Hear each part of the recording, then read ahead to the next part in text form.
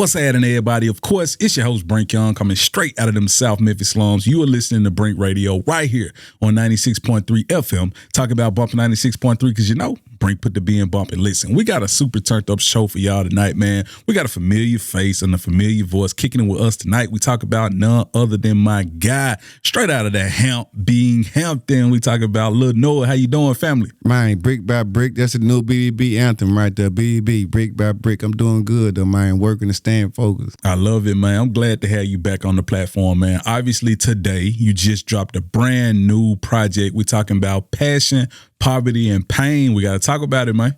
Yeah, it's exactly what it said it is, man. It's a lot of passion, a lot of poverty, and a lot of pain. Of course, you know I love my music. That's my passion.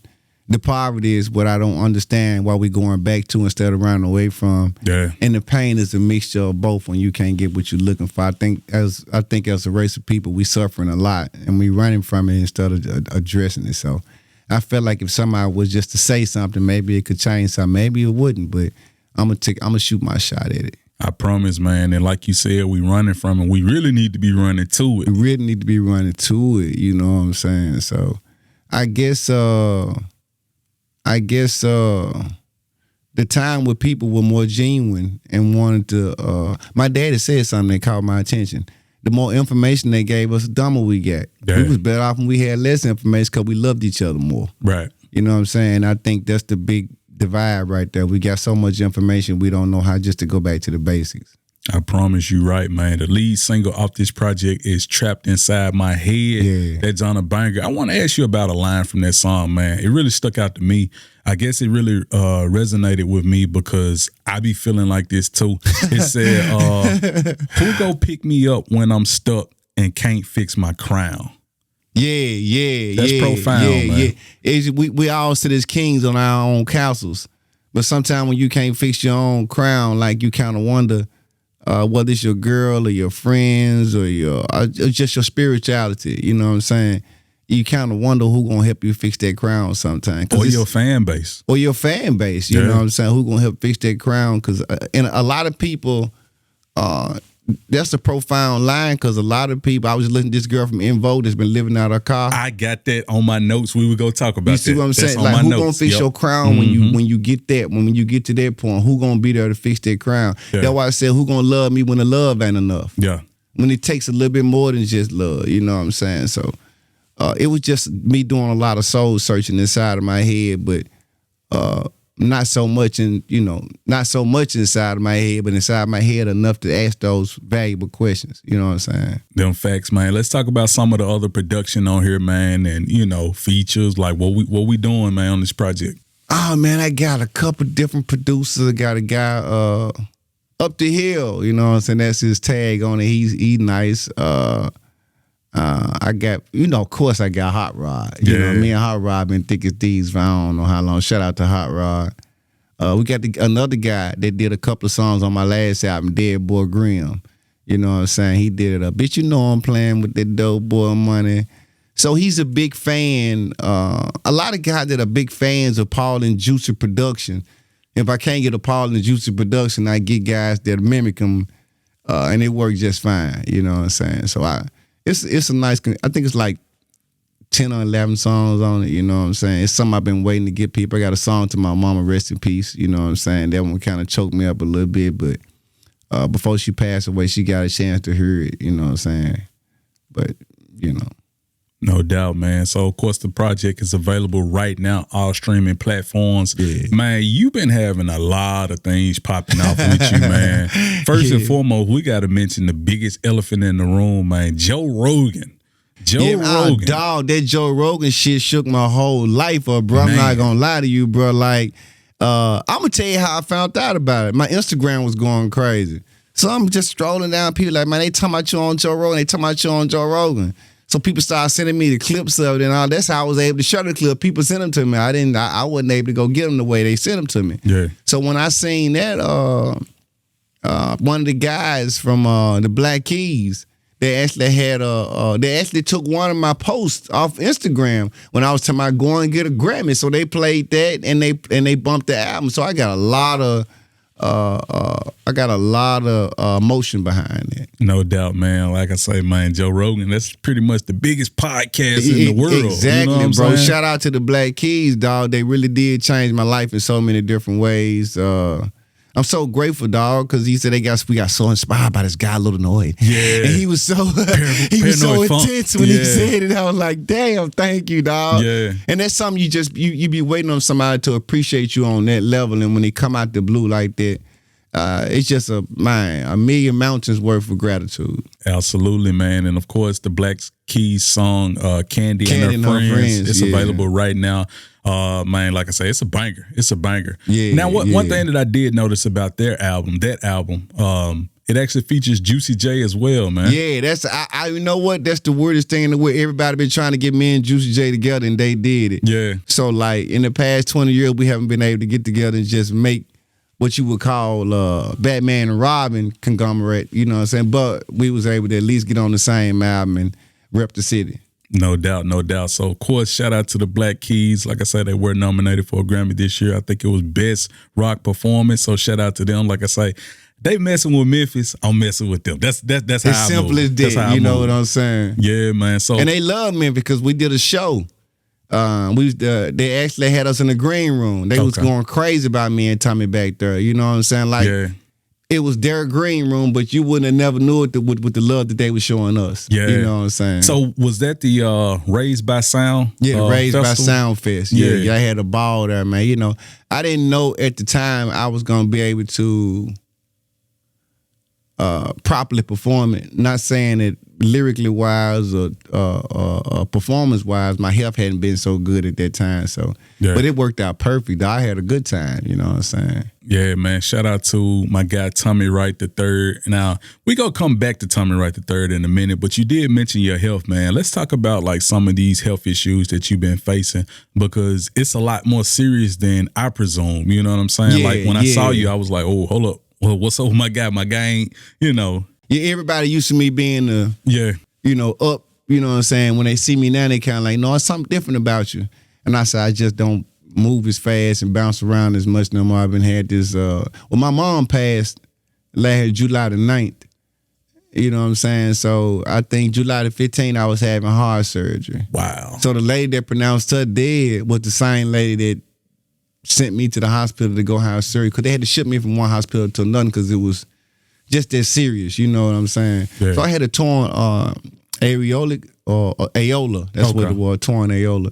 And I think that's the main vessel that passed the blood through the body. Yeah. So she was I wish I knew her name so bad, you know what I'm saying? Because she was like a guardian angel that night. But yeah, I had to have emergency surgery. So they had to ship me from one hospital to the next.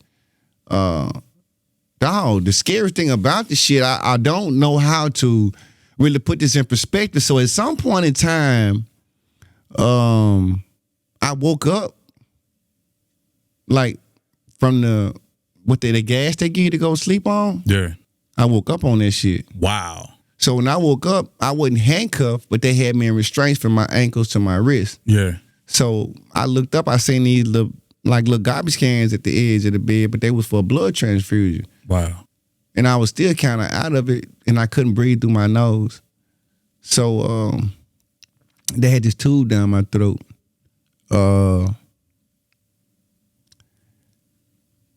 I was so sure that they was gonna kill me and I was gonna die without anybody knowing what really happened to me. Yeah.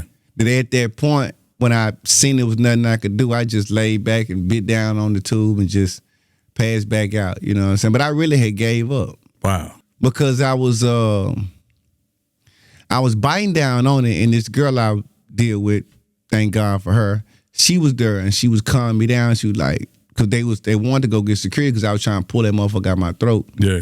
I got down and tried to pull it out my throat from my ankles. I had got so far gone trying to get it out my throat because I couldn't breathe through my nose, and I didn't understand. When I first got her, I was breathing through my nose. What the fuck going on? Right. You know what I'm saying? Yeah. So she kind of calmed me down. I looked at her. Everything I loved, dog, I just really gave up. I said, man, you know what? Fuck it. Wow. I woke up a couple hours later.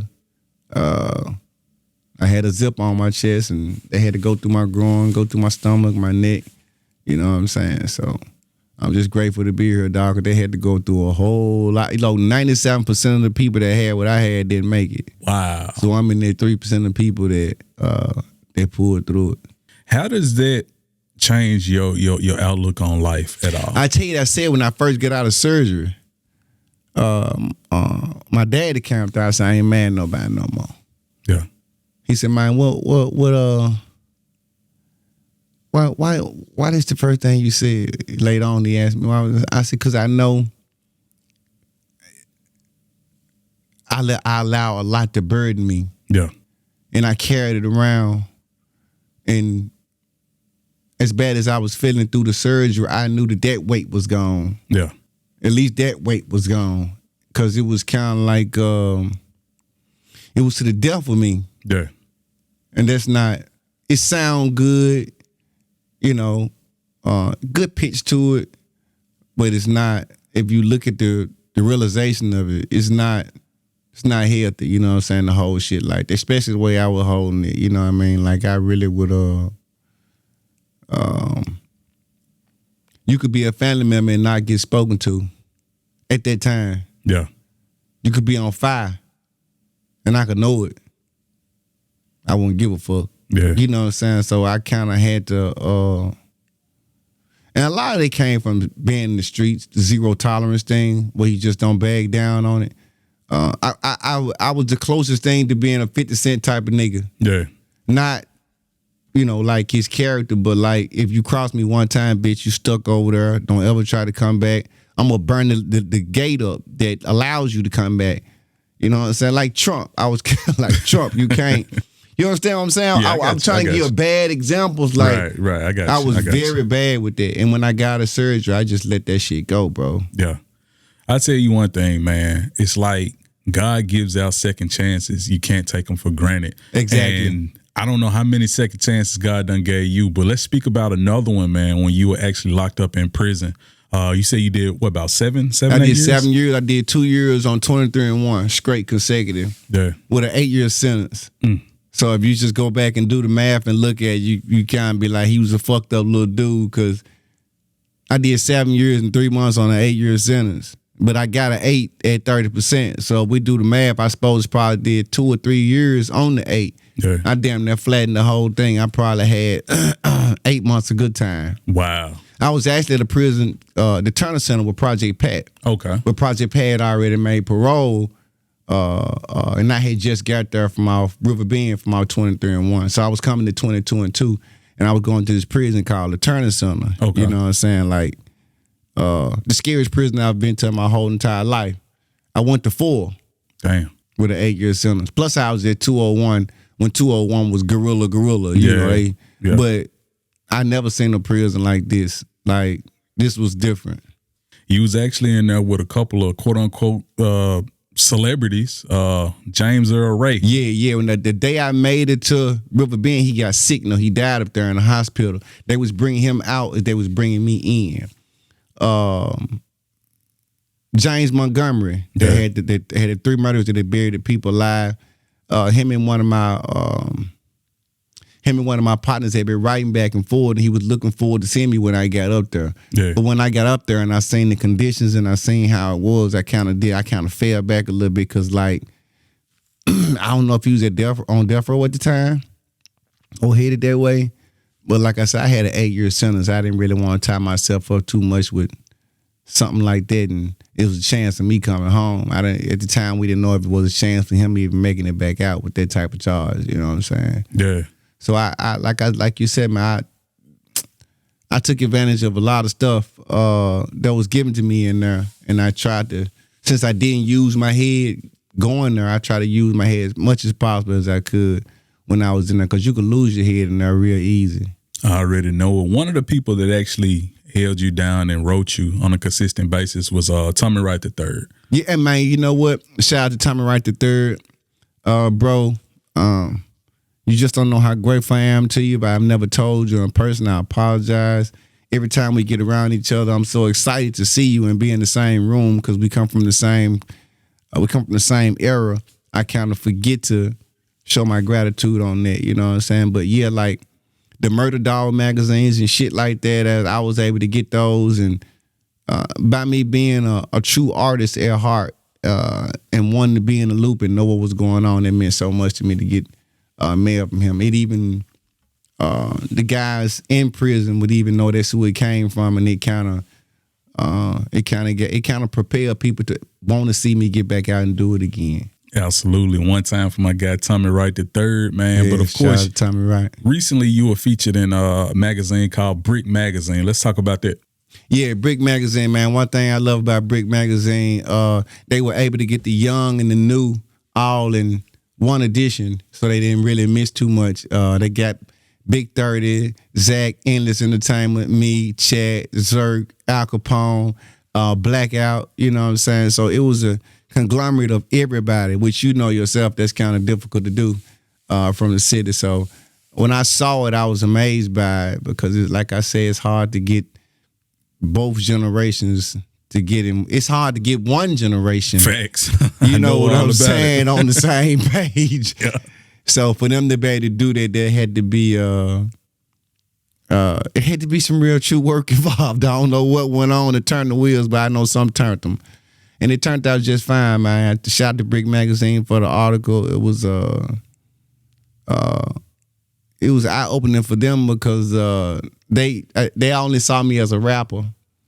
And when I explained to them, like, okay, this is what happened on this side, this is what happened on that side, they was like, I'm teary-eyed. Like, damn, no, we didn't know. Yeah. We just thought you was just a little rapper, man. I said, nah. In my era, like I said in your last show, in my era, rappers weren't the guy. Nobody wanted to be the rapper. It was the dope boy, the basketball player, the football player, the hustler, the pimp, the player. People wanted to be, they had their own individuality with things, and everybody didn't want to be this one thing. You know what I'm saying? Yeah. Another thing we got to talk about, because you did mention, you know, in that article, it brought together a plethora of newer artists as well as the pioneers. Exactly. Would it be any artist from Memphis that you like to work with that you haven't worked with already? Man, I love to work with Bag. You know what I'm saying? His demographic and his range, yeah, from what level he can. I know he's not the same, you know, Bag that they say he was when he first came out, but I watched his come up close. You know what I'm saying? And I always have kind of respected the way his approach to music. You know what I'm saying? Eddie Valero. You know what I'm saying? I wouldn't mind. I'm trying to think of this other guy name. I wouldn't mind doing a song with him, man, but I don't kind of know where he at in people's heads right now because Finesse. Okay, yeah. I like Finesse because I felt like Finesse was the gangster version of Bag. Like, I agree. I put a lot of arguments up to this day about that. But the thing about Finesse, why I say that is that he does a lot of stuff to prove himself when I don't feel like he should have to. Yeah. I done been to clubs where they say he came out the back door busting at a motherfucker. So fuck what anybody talking about. If it's in you, it's in you. Let them run their mouth. Let them say what they say, because your music is so good, you don't got to respond. Right. It just social media make it look like you got to, but and when he started responding to me, it kind of like, you know, I respect you just for being you. Like if you were to be quiet, the real niggas that shoot them pistols and go pull a move, we respect you anyway. We don't need you to do what you're doing. You know what I'm saying? Like, but sometimes like you get caught up in the hype and that social media shit pull you right on in, and before you know it, you defended some shit that you stand on anyway. Yeah. Get your kids what I said. Yeah. You defended some shit that you stand on. Yeah. You don't gotta defend on you stand on. And now earlier you did mention, you know, the young lady from In Vogue, you know, the whole story. I actually had that in my notes, and I wanted to talk to you about that, man. Obviously, just to add context to it for the people who don't know. Of course, In Vogue is a Grammy-nominated group, multi-platinum group, you know, from the 90s and beyond. One of the original members, her name is Dawn Robinson. She recently revealed in a YouTube video that she had been living in her car over the last 3 years. Now, I definitely want to talk to you about that, man, because like I say, with you being a legend, I just wanted you to speak on the vantage point of that, because in my mind, I always feel like, man, us as black people, we need to do better by our legends. Right. Speak on the whole situation, man. So for a while, when I wouldn't stay with my auntie, I would stay in dope houses or sleeping cars sometimes too. It's embarrassing to have a name throughout the city and everybody know you, but you only got a certain amount of pair of pants, a certain amount of shirts, maybe one pair of shoes.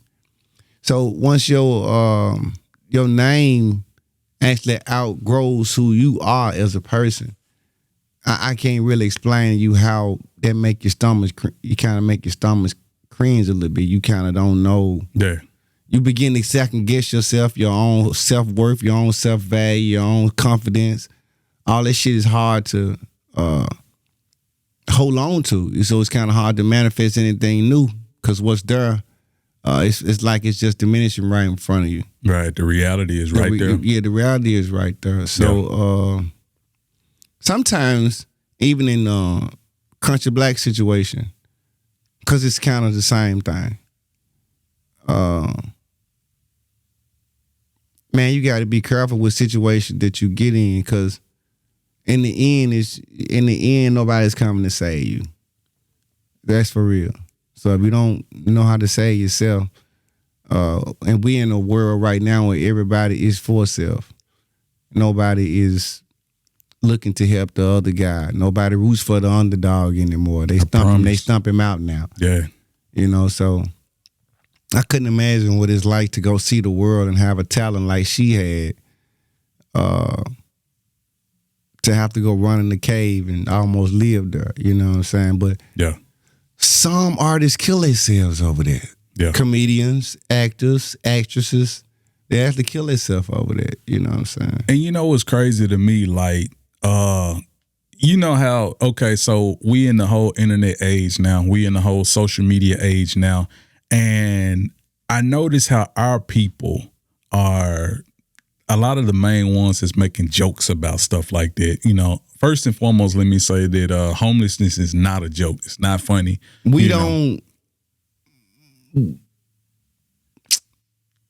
I hate to bring this dude up, man, but I got to, man. I got to bring him up, man. Charleston White. We have become, in his words, we have become that racist white man. Wow. When he come in the restaurant, what my drink? What my water? What my? Why come this ain't what I said it's supposed to be? Why come it ain't? We done became him 10 times over. Yeah. And we tear each other down so much now that it just amazes me, and we won't stop. It's full speed ahead with it. You know what I'm saying? So I don't really come from that. Case in point, my hood introduced me to Juicy. Right. Just imagine if it was the way it is now. I'd have never met him. Yeah. Because everybody would have been individually trying to get something out of him. You see what I'm saying? Yeah. So I kind of don't, I didn't come from that. The village, I come from a neighborhood where a village raised me. It was always good to get scrutinized or constructive criticism from people around you to build you. Yeah. I was going to do a robbery one time, and we had this little gun. It was almost like a cowboy gun. You had to hit that back to shoot the motherfucker. You know what I'm saying? Yeah. And I got a big homie, man. He's not the most fantastic guy. He pulled up this big ass 4-4. Yeah. Man, take that with you, man. They gonna see it and just drop it all. They gonna kill you with that in your hand. Now imagine these days. Right. He'd just let us go up the street and get killed with, you see what I'm saying? So Facts. I don't understand why we continuously beat each other over the head like that. It's like, that's another dude I heard, Smackwater. Okay. Niggas comfortable with oppression as long as it's comfortable to them. But Master didn't slap me 4 times. He slapped me 3 times. I'm all right. Yeah. We wasn't like that at first. We didn't want the motherfucking slap, period. At all, yeah. At all. Yeah. Fuck how many times. Yeah. Now we done went so far backwards that that's all we do is shoot at each other. I mean, whether we doing it in the streets or we doing it on social media, we always know how to belittle each other. Snoop Dogg said that too. Yeah. We do it better than anybody these days. That's true. And it's crazy, man. Like, I think about when I was coming up, doing what I do. When I was coming up in this industry, and the respect was growing, the notoriety was growing, but I was riding in a hoopty, like, for years. Like, I'm talking about 7, 8, 9 years. Brink still pulling up in a multicolored Saturn. You know what I'm saying? Right. Because I think there's a certain element of people where we forget to be human. Like, we sometimes we let the success or celebrity status fool us, but people are still human. We still everyday people at the end of the day. You know what I'm saying? Me personally, I know a handful of legends and celebrities and stars from this city who live everyday lives, and I don't look at them no different. Right. I don't treat them no different because, like I say, we human beings at the end of the day, but it's like the majority of our people, though, they get it in their head, man. Oh, man, I thought you would go pull up in a Benz. I thought you would. It's too much about expectations and stuff. Like, it's a mirage. Okay. Let me put myself out there before because instead of always talking about other people, I got on a Rolex. Yeah. I paid a lot of money for the Rolex.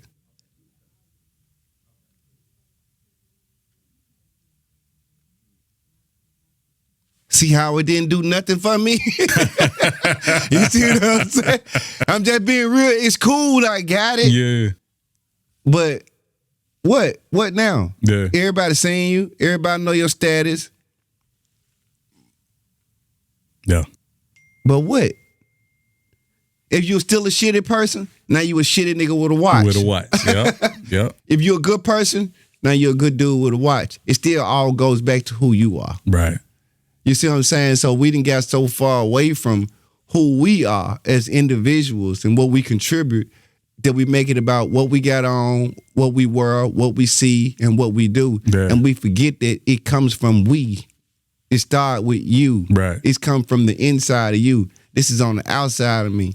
The inside of me got this, not the outside of me. And that's the beautiful thing about it, man. I feel like it's a difference between, rewarding yourself with the fruits of your labor versus people doing stuff to validate them. Like, money will never validate a nigga. You get around the right money people and you get around the right crowd of people that's accustomed, and you take that mind state with you, you won't be around them too long. Right. Right. Because if that's high as your ceiling go, we need you to go. Right. I promise you'll max out real quick, man. One person I saw you with, you actually featured on Bluff City Life with Gina Neely, Fine Self, man. Yeah. Let's talk about that. What? It was first and foremost the news. Just being at the news station, I just felt so. I don't know. I was ecstatic about it. You know what I'm saying? I was so excited. It was a big deal to me. What threw me off is that I had this old concept of what the news crew would be like. Yeah. This guy running here or this guy. It wasn't like that. Yeah. It was a bunch of screens and just me and her. Wow. But that made me feel a whole lot more comfortable. I wasn't as nervous. I was more in my skin than I probably would ever be just talking in a situation like that. Yeah. And she really was a good host. She had good questions. She was genuinely sincere about like knowing what's going on and how we got it going on, the history of music and stuff like that. So she made me feel comfortable talking about it, and I just enjoyed myself. Absolutely. Definitely shout out to Gina Neely, man. Shout out Miss Neely. Man, that lady is gorgeous, man. I remember I used to watch her back in the day on Food Network. I was like, yeah, sure did. But one thing that I like to do, man, whenever I have time, I like to, educate artists, young artists, aspiring artists, indie artists, all of the above. I kind of like to educate them on this industry and kind of how to move. Right. Because you got to know how to move. I just want to throw a couple questions at you just to, maybe you can kind of share things from your experience. Like, I'm going to start with a single. Like, how long is a good amount of time to work a single, in your opinion? It's kind of hard to put a time span on it because people are who they are. They fluctuate how they fluctuate. Yeah. But I would try to have a rollout before and after. I wouldn't be in people's inboxes as much. I would kind of beat my feet like what I'm doing right now. Yeah.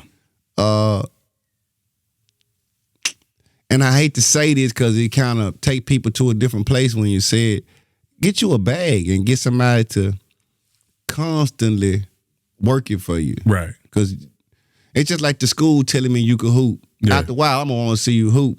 But if you don't want somebody in the school saying it, I ain't going to want to hear your ass talking about you hooping no motherfucker more after a while. You know what I'm saying? Right. But when the school keeps saying it, my point is that when you see so many other people posting your stuff, let's say we see you on Wicked, we see you on Brink, we see you on the news, we see you on all these different outlets. After a while, you know what I'm saying, it's kind of like, damn, let me check him out. Yeah. Too many people fucking with him. I want to fuck with him. Let me fuck with him. Right. If you don't have that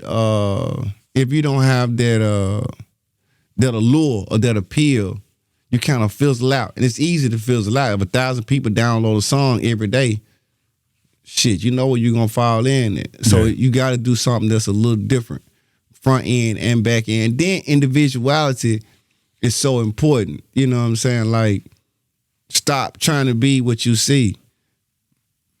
Be what's not there. Yeah. That's not hard at all.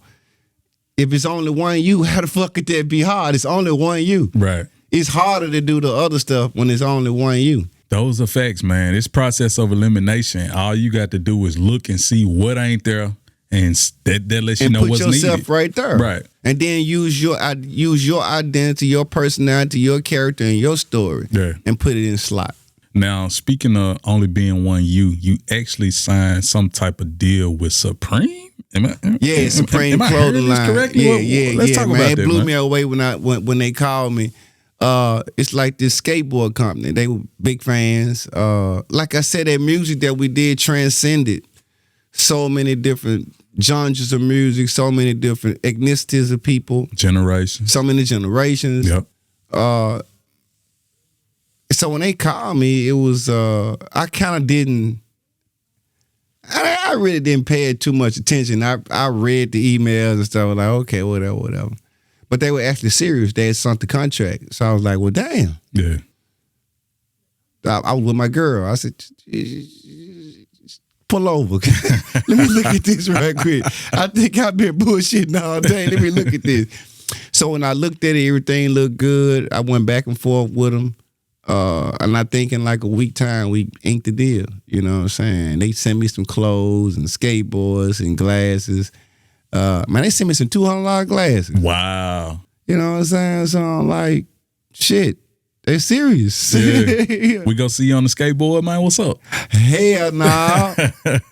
When I was younger, I used to love them. Yeah. But you will see it on my wall though. I got like a mural of everything they gave me on my wall. So when females come over, I'm always able to explain what this came from, where they came. Like you did when you seen the right. Yeah, it's like one of them things. You know what I'm saying? How things going with the podcast, man? Man, I hadn't did the podcast in a minute. I've been so my health, dog. I understand. You know what I'm saying? When actually my mom's health went down bad, bro, cause she went from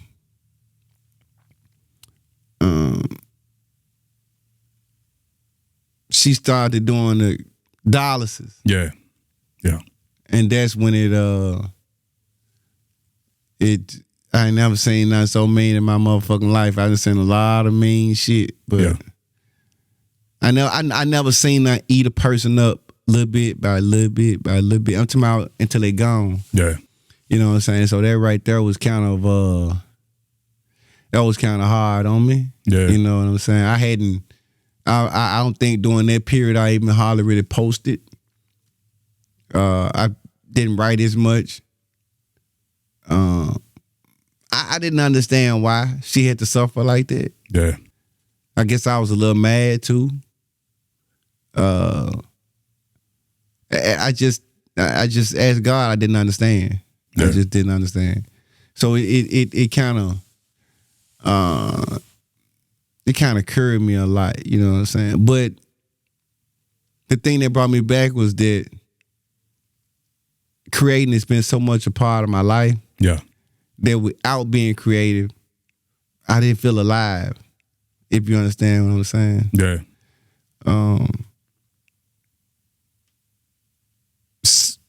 So much of me felt dead inside from that. I needed to get back to creating. Yeah. Just to feel the relevancy of life and to appreciate it again. Yeah. And kind of understand the yin and the yang. If it go up, it come down. If it live, it die. If it go fast, eventually it'll go slow. Yeah. You know what I'm saying? So I had to just embrace those concepts and say, hey, man, it is what it is. We all got to go one day. Yeah. I hate she had to go like that, though. I promise. But you know what? She got a chance to see me, the Black Keys issue. She got a chance to see me on the news. And I think about 2 months before she passed, my dad was trying to assist me in buying a house. So we were going to meeting realtors and, looking at big old nice houses. And she was kind of like, damn, what a... Yeah. Goddamn, the boy looking for a house now. You know what I'm saying? So a lot of people don't get a chance to redeem themselves like that with their parents. So she got a chance to really see me come from one person to another. Yeah. And about 6 months before she died, I got hold to like, I think about $500 worth of, it might have been $1,000 worth of tools. Yeah. Somebody had did whatever they did and I'll just pay them for it. So I sat in her kitchen floor, bro. I had sawzalls, skill saws, hammer drills, man, you name it. I had so many hand tools and I was cutting all that open in the middle of her floor. And she was sitting at the table and she was just tickled. I said, what's funny, mama? She said, I ain't seen you like this since you was a kid. Damn. You know what I'm saying? It didn't dawn on me then like it do now. She was like, damn. But it was good for her to see me. Oh, but you know, if she had a hot water tank, she want me over to her. You know what I'm saying? Yeah. I don't give a fuck what happened. She calling me. I'm like, damn, she seen them tools. She going crazy. Yeah. And like she want me to build a ramp outside. I don't do concrete, man. You know what I'm saying? So like she kind of, she went way up the road with it, but I'm glad she was able to do that because if my dad didn't want to do it, I'm going to call my son. Yeah. You know, she was like, I'm going to call Derek going to do it. Yeah. And, you know, I hadn't had her feel like that about me in a long time. You know what I'm saying? And I'm glad when she left her, she knew she could call me. Yeah. You know what I'm saying? And I get it done. Yeah. Like they say, call 12, call Noid. Yeah, call Noid. And she knew, oh, man, she finna call me. Yeah. She get some barbecue ribs. Come over and barbecue these ribs. Yeah. I'm to my mom, I'm finna sign $1 million check. When you get through, come barbecue these ribs. Like, you just know what I just said. Yeah. You know what I'm saying? But yeah, that I got a chance to redeem myself in a lot of ways, and a lot of people just don't get that opportunity. So I had to pull myself out of the pity pile a little bit because I was like, you better be grateful that you had a good mama and you got a chance to redeem yourself as a man. She looked at you as a man. Yeah. I had a guy. This fucks me up too. I don't know how to tell this story. Imagine going to the store and robbing something. Well, not going to the store to actually rob nothing. You just go in the store. It's a Chinese guy there. He always fucking with y'all. Yeah. So one of your homeboys pull a gun up to fuck with him back. Yeah. Just to fuck with him.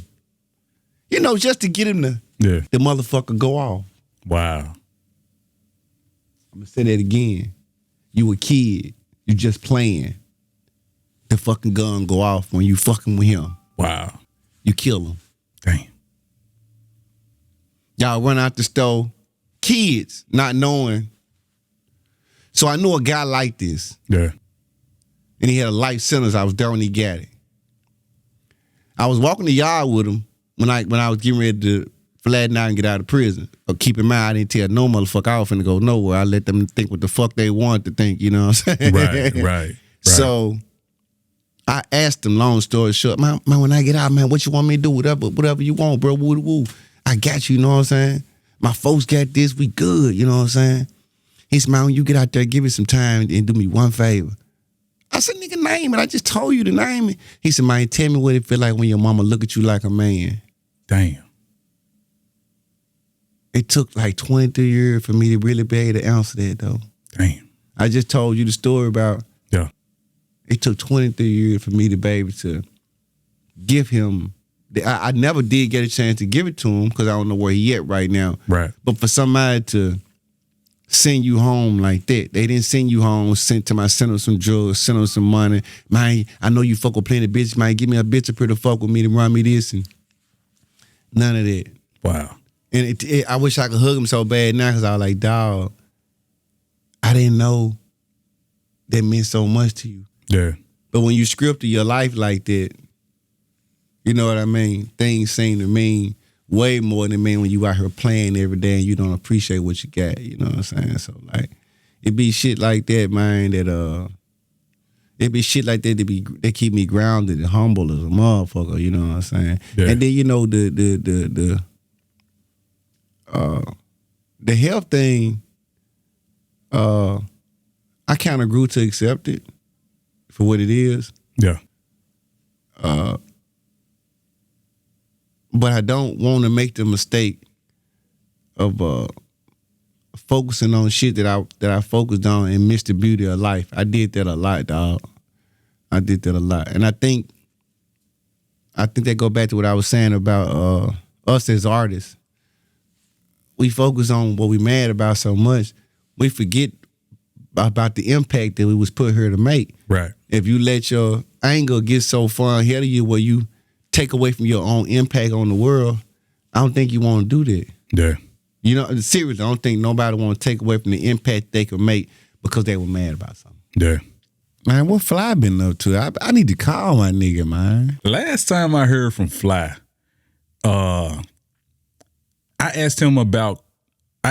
Doing the interview with Crunchy. I asked Crunchy. I was like, "What's your relationship with Playa Fly?" And I think Fly on his album, man. Yeah, that's what I'm saying. So I remember tagging when I posted that clip. I remember tagging Fly, and Fly he sent me a message. He was like, he said, how did he put it? He said, you playing with fire or something like that, or you playing dangerous, something like that. He said. I said, nah. I said, dog, my intention's good. Like it ain't like no funny shit. But he was like, to lighten the load on you. Yeah. Hot Rod, they did the 5-star chick for Gotti. Yeah. He was putting a project together. Yeah. And he wanted to get Fly on the project, but and Fly was down. The trick question come across the radar. Who all on it? Yeah. So Hot Rod named several Mafia members, including me. Yeah. So he said, nah, man, too many of them triple bitch mafias on. It was something to that effect, like, it's too many of them on there, nigga. Why you even call me? Yeah. So it was like a good vibe right until he said them 3-6 Mafia names. Mm-hmm. And to this day, I don't think Fly take Hot Rod phone calls. Yeah. That's what it was a goal. Yeah. Right till he asked. That's why I'm trying to lighten your load a little bit. That's kind of just. It seems like that shit is pretty much for life at this point. You know, ain't no reconciling, ain't no nothing. Dog.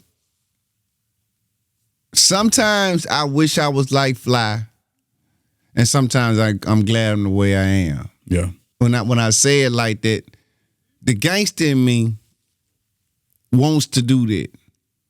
The businessman in me know that ain't how you conduct it for longevity. Yeah. And by me being more of a businessman than I am a street dude now, I kind of lean more towards that. You know what I'm saying? I'd be crazy at this age to try to be something I've already been improved already. You know what I'm saying? We got to talk about the duality of that though, because like it's like you warn, all of you guys are warning at yourself, you know, for the ones of you guys who are truly street, but at the same time, you got to be a businessman. Certain things, put it like this, disrespect is zero tolerance, right? Exactly. But it's like certain things in the business atmosphere, you have to quote unquote let slide or work around. Listen to me, dog. If you watch any good gangster movie that was based on a true story or just was a gangster movie, it came a point where they had to sit down. That's what they got the round table for. Every once in a while, we have to come to the round table. Bumpy Johnson, the Godfather of Harlem. Yep. Every once in a while, we have to come back there to keep things in line. If we never get back there, it's no need for a line. Without a line, we don't got no fluctuation. Without a fluctuation, we don't got no business. And it sounds like the meetings ain't going on like they used to. That's the problem. Yeah. I said that in the last interview. If the heads was just to sit down and talk, not the people all in between, because I don't really understand. So I won't speak on somebody else and make it feel like I'm just talking about them. I think Juicy should have been reached out to me in some way, because I got motion and I've been had motion and I've established that motion without begging or pleading. I really got out here and put in the work that need to be put in. I bought what I need to buy. So to some degree, I feel like he should have reached out to me by now. You know what I'm saying? Considering that not just for a personal reason, we like a Batman and Robin type of thing. You know what I'm saying? It's like a Shaq and Kobe thing with me and him. And I would love to have that back, just not just for me, but for the fans. Right, you know for the fans' sake. And I totally agree. And like, just to be transparent, whenever I do an interview with anybody from the, I guess you would say 3-6 Mafia or Hypnotized Minds bloodline, right, it's always coming from a fan perspective. It's always to figure out how can we reunite or get that feeling back, because I came up on y'all, listening to y'all. I'm talking about thousands upon thousands of fans came up listening to you guys, right. And everybody is living in nostalgia. You know what I'm saying? We all living in the 90s right now. Right. We want to hear that sound again. We want to hear y'all together again.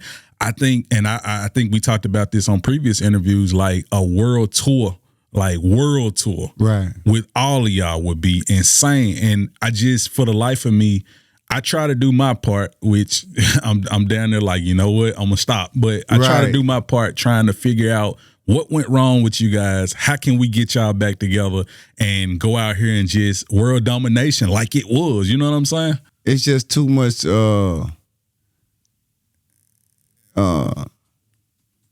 the phrase go?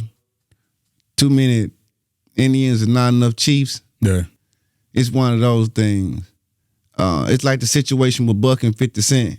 He might have got 25, he might have got 30, and he might have got 15. Buck asking why he didn't get a 30. Nigga, fuck that. Add the 25s up, you gonna get, or add the 11s up, you gonna get, and you'll get what you're looking for in the long run. Right. People don't see the longevity in the money like that. They just want what they want when they want it. And sometimes that's not a smart thing. Like the guy that sat down with 50 Cent, he was demanding that he got this percentage or that percentage. But they said, maybe we'll give you 1% of this and then give you $50,000 up front.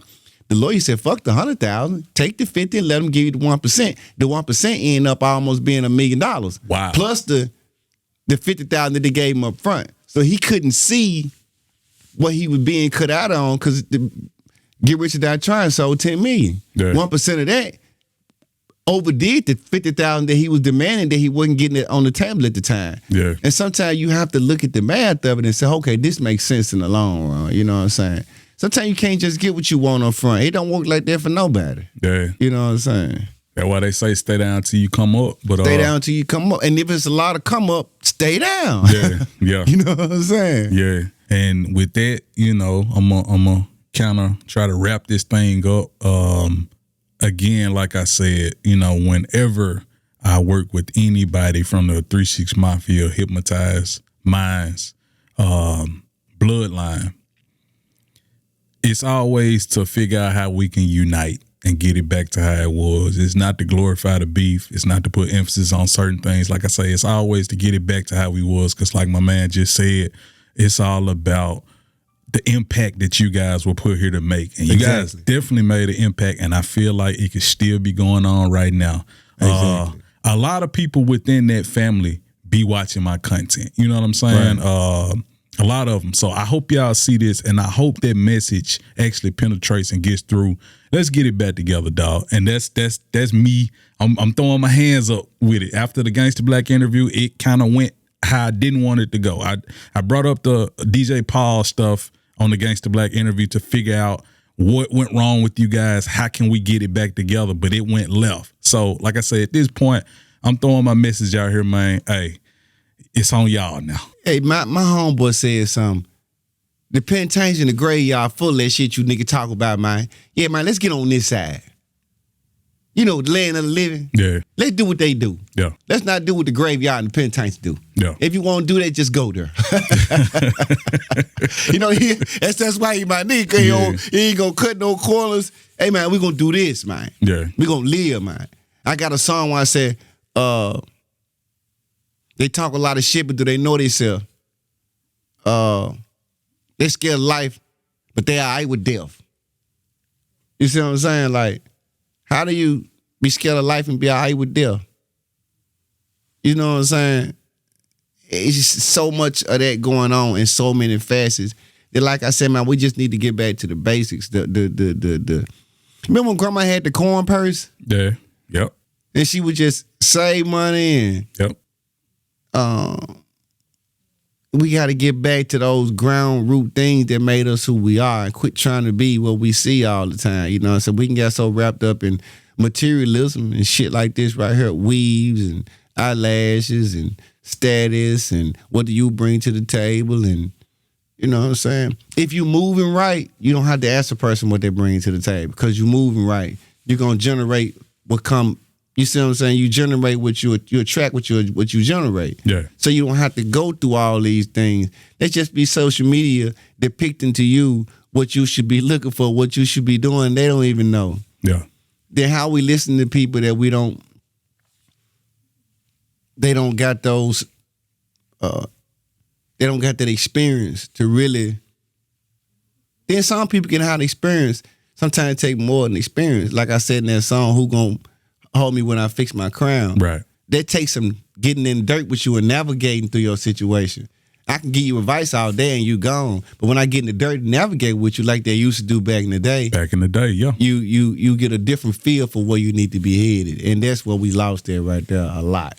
All I'm gonna say is it's a beautiful thing when both of us come out that pit and we both got mud on us. So It's a beautiful thing. It's a beautiful thing. It's a beautiful thing. yeah, man. Go ahead. Let the people know all your social media and how they can stay up man, with y'all you. hit me up on Instagram, LILNOID Noid G1. Now on Facebook, you might have to catch me under Chico Sanchez. You come to the page, you get my inbox, I explain to you why it's Chico Sanchez. TikTok, I'm very good. I like TikTok. I've been really getting in TikTok, so you can find me on TikTok. Sign your name, Lil Noid. I say Instagram, YouTube, whatever you look for, whatever digital outlet or platform you look for, just put the name in, it'll come up. You know what I'm saying? And Google know me very well. So if this just say you can't find me, just ask Google. Google tell you but a little nigga over here getting a burger. Yeah. You know what I'm saying? They'll tell you precisely where I'm at. You know what I'm saying? Yeah. So once you Google this shit, you'll be able to find me. You know what I'm saying? I promise I'm going to give you something to look at. I want just how you looking. You know what I'm saying? And I kind of want the young cats out here to understand, man, it's cool to do what you do. Get you some money, though, man. Yeah. No, get you some money, though, man. I worked for the cookout. Literally. I had 8 of them. But, I went to college and I graduated HVAC. I made $8,000 a month, dog. Check this out. My bills was only $2,000. Wow. You see what I'm saying? So I'm putting a 6-piece up every month, and I got a company van and a fucking gas card. Yeah. You know what I'm saying? Like, when I did the math on that shit, I was like, damn. Man, I can get 20, 30,000 in the next couple of months. I ain't got to even really. Yeah. You know what I'm saying? So it's cool that you do the streets. It's cool that shit, it is what it is, but it ain't that no more. Ain't no money over there. Yeah. It's really not. It looked like it worked. It don't. Just do the math. Like, literally, I wish I could sit here and just break these numbers down, but I don't want to get myself indicted or those shit like that. But I'm saying, like, if you do the numbers on it, if you do the numbers on it compared to buying stocks, yeah, you wouldn't really want to be dealing with no. That's why Nipsey would say, I don't want to hear about pounds. I want to hear about real estate and development. Yeah. You know what I'm saying? Because that's where the money is. Yeah. So yeah, I just want these young dudes, man. I've been in prison. I did 7 years. GD crazy. You know what I'm saying? I'm still all that. I don't value the things that the ATF been to my house. Wow. I mean, so when I say I got down, I got down. I'm not telling these dudes that I got down in a way where I'm big homie and I just want to talk. Nah, nigga. The ATF been to my house after I did 7 years in prison. A fool. A damn fool. So I'm saying, man, pick you a trade up. Yeah. Because nobody can stop you with that trade. I got 4 felonies and still get to a job interview and say, man, I want $30. Yeah. And then they get up and walk off. They don't get close to it. Yeah. So you got leverage to debate yourself if you put yourself in the right situation. You know what I'm saying? But I ain't gonna talk y'all ear out, man. Go get your trade. Put that pistol down. I promise, man. Hey, these are wise words being spoken by my guy Lil Noid. I gotta say thanks for being a guest on the show again. Man, it's always a pleasure. Man, I got a Rolex this time. Yeah, man. Yeah, I got a Rolex this time. What time is it?